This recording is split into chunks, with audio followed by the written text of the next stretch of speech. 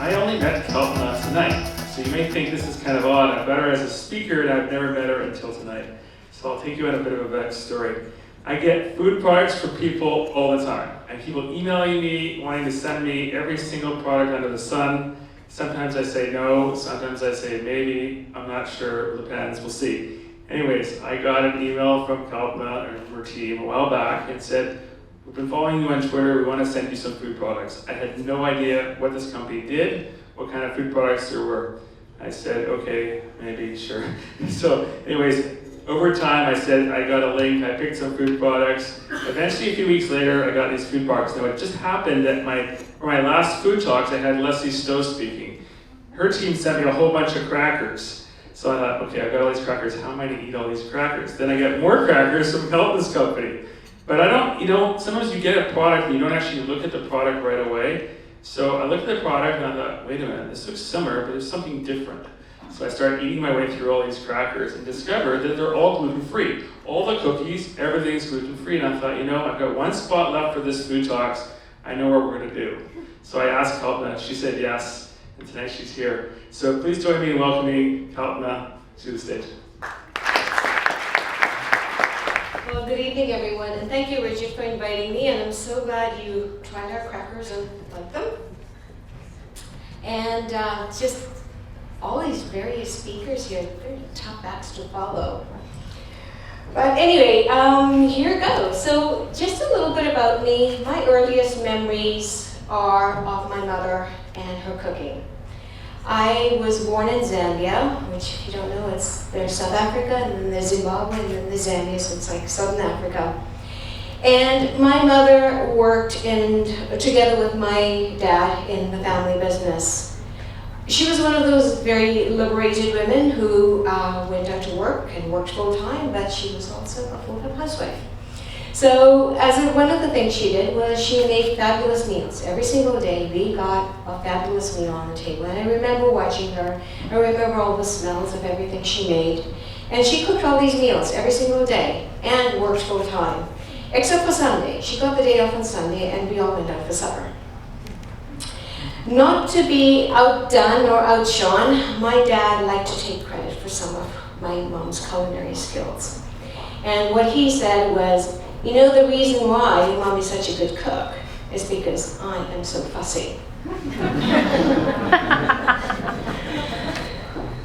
So, fast forward.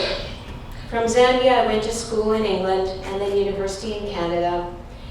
And it was one of those things, coming from a family that is full of entrepreneurs. There's a saying, scratch an Indian, find a businessman. Oh, that kind of comes with my family. So I'm surrounded by, I'm allowed to say that, I'm Indian.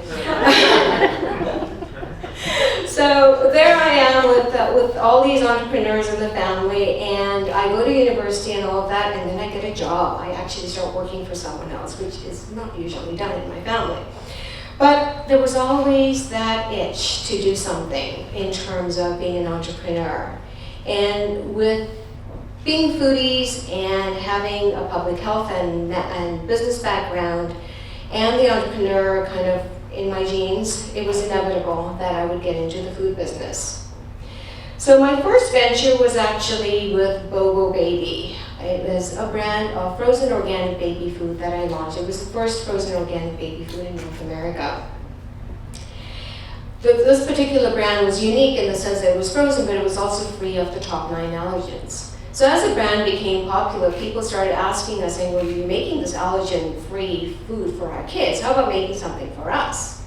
So I thought, well, it makes sense. And my daughter was getting older, and we're looking at other things that we could make. And so I went out and looked at, well, what kind of allergen-free foods are people looking for? I have a gluten-free, nut-free, soy-free, dairy-free, egg-free, fish-free, shellfish-free, no corn, no sesame. And trust me, there's still stuff you can make. But so we looked at this, and the thing that popped up over and over again was gluten-free. And we have friends and family who are on gluten-free diets, and one of the things we heard from them was there wasn't a huge selection.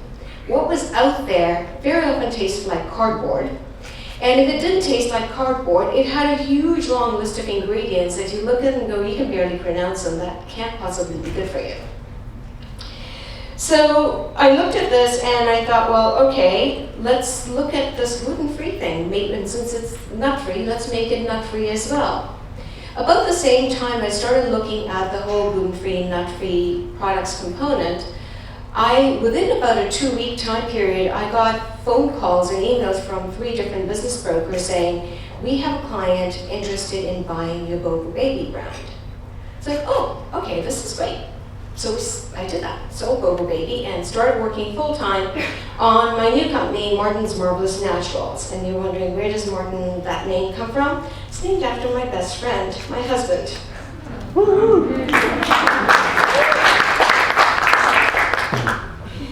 So about this time, the goal, so I set myself a goal. It had to be gluten-free, it had to taste great, and it could not contain xanthanum gum, microcrystalline cellulose, no natural flavor, and what was the other one? Carrageenan, no carrageenan. It had to have real ingredients, things that I would find in my own kitchen. It can't have any of this funky stuff that's made in the lab. So I went out and I got all these different books. I went and looked at, World Breads, Jamie Oliver, the Naked Chef, some of my Indian cooking books, my Mexican cooking book, and including this one by John Bishop.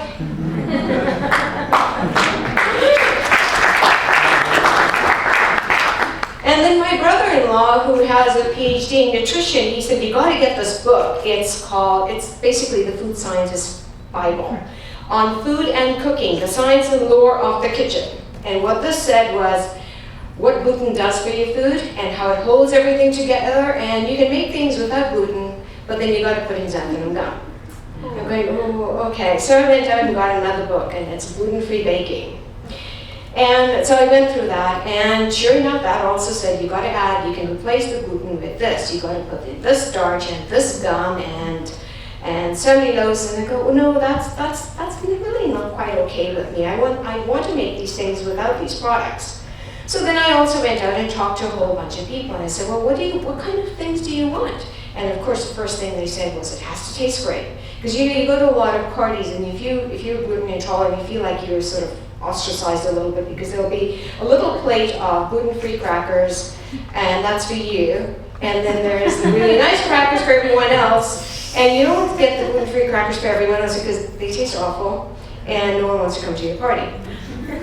So the goal was to have a one-size-fits-all, in my opinion, where basically, let's make something that you put this out and everyone can eat it. And you don't have to have these guests feel like second-class citizens because they're eating the stuff that tastes really awful. So I went out there, and every time I went shopping, my poor daughter, I had to bribe her with meals at her favorite restaurants in exchange for coming shopping with me, because we just buy everything, every single cracker, every single cookie, every single type of granola. Because when I went down to it and looked at the information, I thought, okay, we're going to work on 3. We're going to work on granola, we're going to work on crackers, and we're going to work on cookies. Those are the first 3 things we're going to work on. So when I tried all these different ingredients with my team, kept track of where they were made, what the ingredients were, how they tasted, what we liked about the taste and the ingredients, what did we not like. And also, the next key thing was, how can we make it better and still keep it gluten-free? So the first thing I made, and I think I totally set myself up here, subconsciously, I made a granola. It's a gluten-free granola with a lot of locally sourced ingredients. I thought, that was easy. Going from regular granola to making gluten-free granola, it tastes great, it's easy to make. Little did I know that that's not always how product development works. So the next thing we wanted to make were some crisps. And that's when I realized how important that gluten is for holding everything together. We must have gone through thousands of pounds of flour, and that things got wasted. Some things that were edible but not saleable got donated. Some things got used as feed for animal feed, because I hate wasting things and putting it into the dumpster. But it took a lot of perseverance But it worked. And we launched 4 different types of crisps. Then we went on and we thought, okay, well, what next now? Because it's the thing of entrepreneur, okay, what other stuff can we make? And this was on our list. So then we launched cookies. And we had a fabulous relationship with our neighbor where our bakery is, and she recommended a particular type of equipment. So we thought, well, let's get that equipment, and then we launched the cookies. And the cookies were just a charm. They worked really well. No gluten, no xanthanum gum, no cellulose, nothing, and they worked. But that being, all of this not being enough of a challenge, Martin and I set ourselves another goal. The goal of making food with integrity. So the first thing with regards to that is the people that we work with. We employ locally. We pay a living wage. When people said, well, so how is this raise in the minimum wage going to affect you? And I said, it's not going to affect us at all. We've never paid minimum wage. We've always paid more. We employ several staff members who are disadvantaged. And we buy fair trade where possible, because it's just the ethical thing to do. In terms of our ingredients, one of the things that we said we would do, we would buy locally as much as possible. Yes, certainly it costs more in a lot of cases, but it actually serves 2 purposes. The first one is it reduces the carbon footprint. I mean, our buttermilk comes from Port Coquitlam. Our gluten-free oat flour comes from Saskatchewan. So we've kept it so that 90% of our ingredients are now sourced within Canada. There's the other component there too with regards to if we don't support our local farmers, then who will? I mean, there's a huge component with regards to food security. Some other things that we said we would definitely work on, we will use ingredients that we find in our kitchen, so that we could readily buy for our own use. And we will not use GMO ingredients. It has taken a lot of work. It was actually really heartening listening to everyone, because I thought sometimes I was the only one that was facing these obstacles periodically. But it's been a lot of work, but every product that we worked on, we've been able to bring it to market successfully. So looking at the current situation, we launched Martin's Marvelous Naturals in April last year. We now have products in 400 stores across Canada, the Pacific Northwest, interestingly, the United Arab Emirates, and most recently in Singapore. I still have my good days and bad days. I think my friends know when I have my bad days, when I call up and I go, do you know anyone that wants to buy a food company?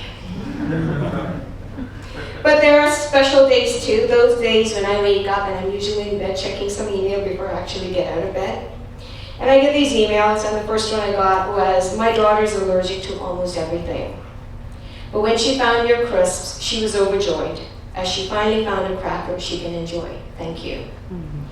Or another one here, Martin's Marvelous Crisps are the best crackers I've ever had, gluten-free or otherwise. And this one from a Singapore blogger that came in just a couple of days ago.